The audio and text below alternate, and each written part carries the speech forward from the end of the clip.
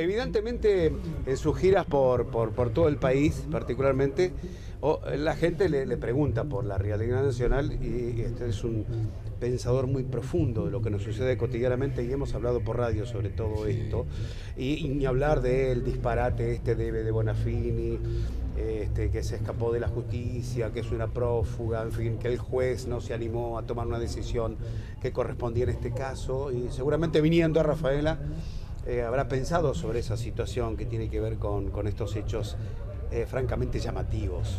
Sí, mire, el problema es complejísimo, porque antes de entrar a considerar el hecho puntual de su comportamiento en este episodio y en los que están vinculados a las extrañas maniobras económicas de la fundación que lideró, hay que empezar por remontarse a las raíces de estos problemas. De lo contrario, uno queda a merced del viento que sopla cada día.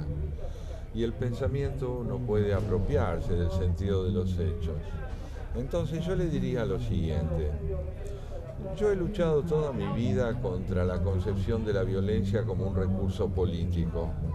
He repudiado a la guerrilla y he repudiado el terrorismo de Estado. He estado en contra de quienes desde la vertiente civil enarbolaron las armas para resolver a tiros la transformación de la democracia deficiente que teníamos y he estado en contra de quienes desde el Estado empuñaron las armas para generar miles y miles de desaparecidos. Bueno, En aún el propio consecuencia, general Perón, que no era precisamente un hombre profundamente democrático, ¿no?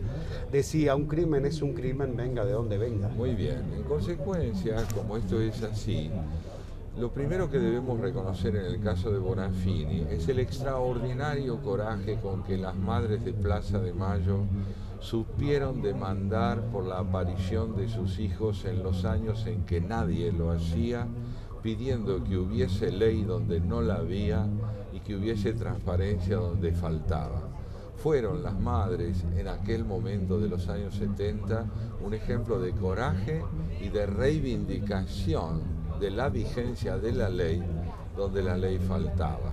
Esto no implica estar del lado de la ideología de sus hijos, implica reconocer la importancia democrática de lo que ellas representaron.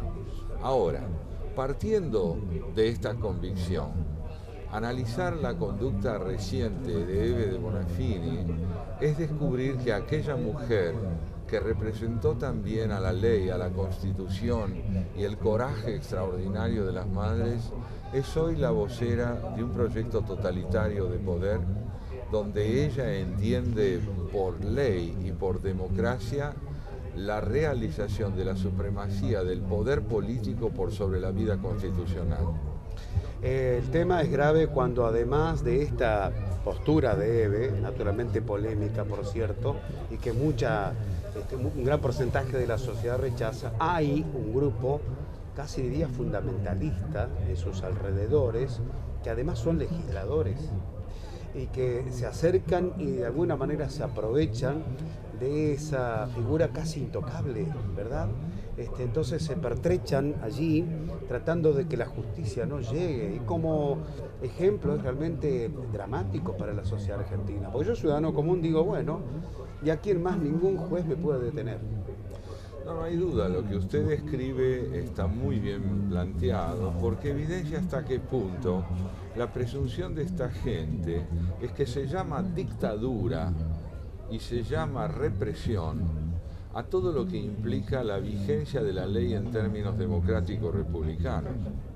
Entonces, como la ley y la república convierten a cualquier ciudadano en alguien que puede ser interrogado por la justicia, lo cual no quiere decir coaccionado, sino que debe presentarse ante la ley cuando la ley lo demanda, este planteo, para quien no tiene un proyecto de reconstrucción democrática republicana, es un proyecto totalitario. Ella es enormemente coherente con la convicción de que el poder debe ejercerse despóticamente desde el lado de quien lo tiene, siempre que lo tenga ella. Claro, claro, porque si no, está en el mismo lugar que los militares que en todo caso generaron tanto desastre en la Esa es República. la desgraciada paradoja y ahí tiene usted una tragedia.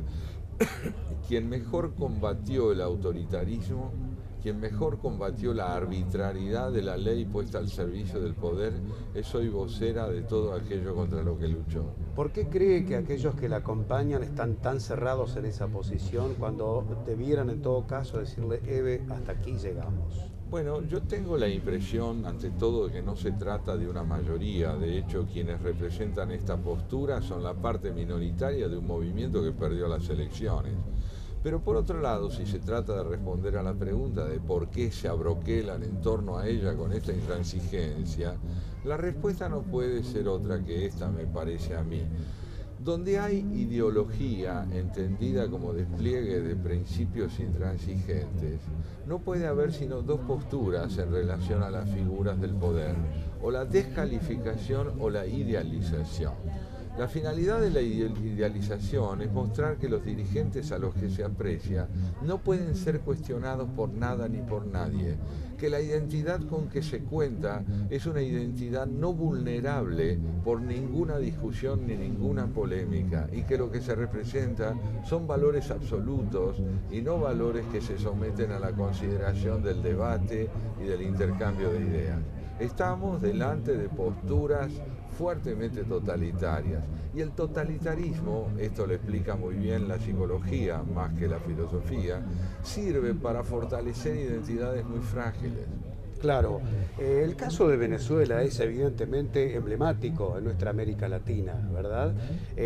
Régimen con el que efectivamente tiene una gran adhesión Cristina Fernández de Kirchner, que de alguna forma representó, digamos, esa imagen de un gobierno elegido por la gente, o sea, desde el punto de vista de todos los trámites que hay que seguir para que efectivamente el pueblo pueda elegir a sus gobernantes, no tiene discusión, pero sí, naturalmente, esa postura totalitaria que quisieron profundizar en los últimos años. Digo, a veces la legalidad no siempre va con el tema democrático. Bueno, las democracias están permanentemente expuestas, como se ve en el caso de Estados Unidos o de las últimas elecciones francesas, a la posibilidad de que aquellos principios que la hacen posible se vean desdeñados por quienes, ganando la elección, tienen un proyecto opuesto a lo que ella significa.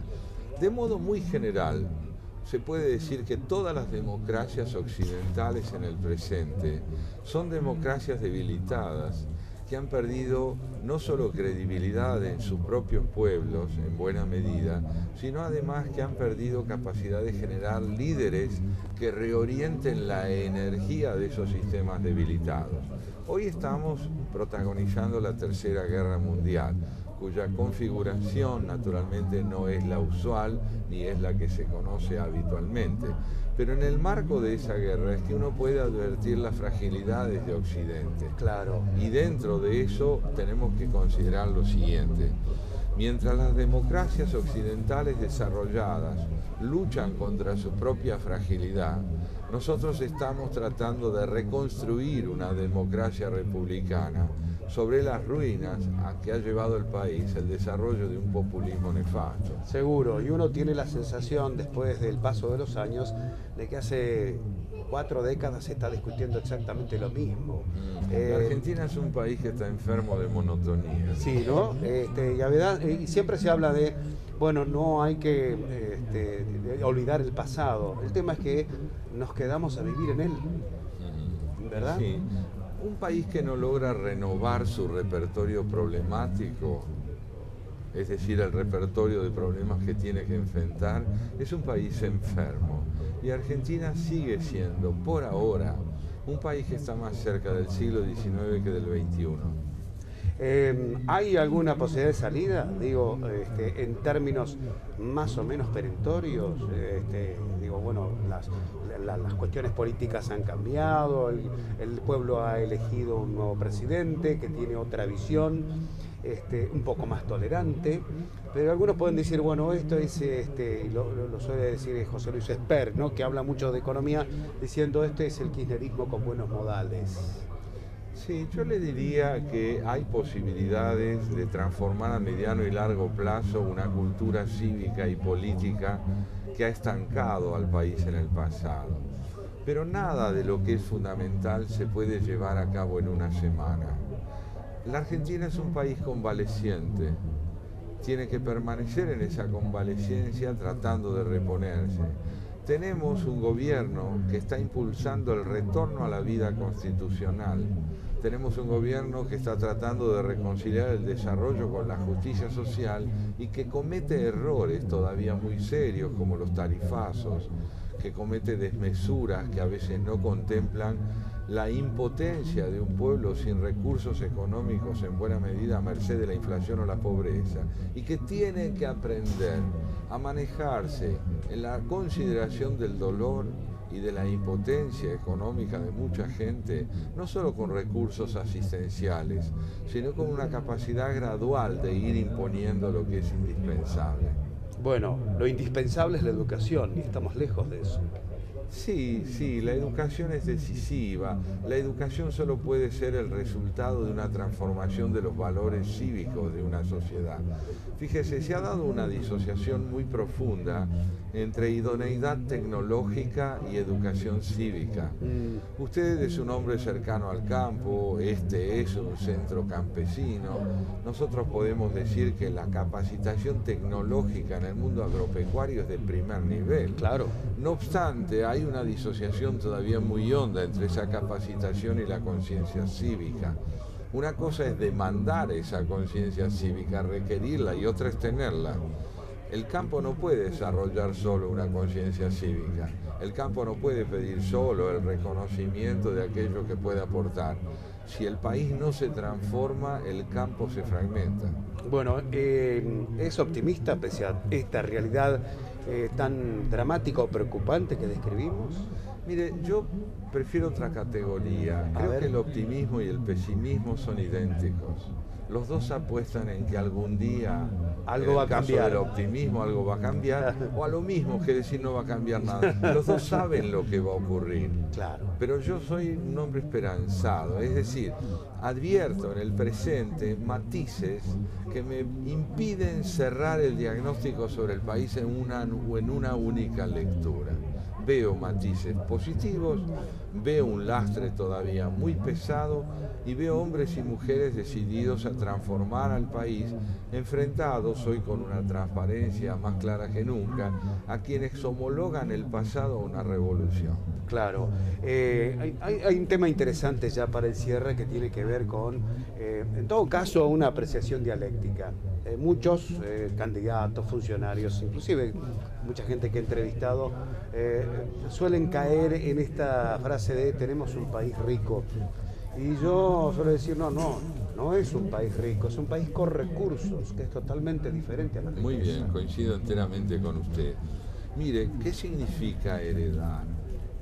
Heredar significa, en el caso de que uno sea el destinatario de una serie de recursos muy poderosos, transformar para preservar la riqueza. Y en el caso de que uno sea heredero de una desgracia, advertir que la generó para no repetirla.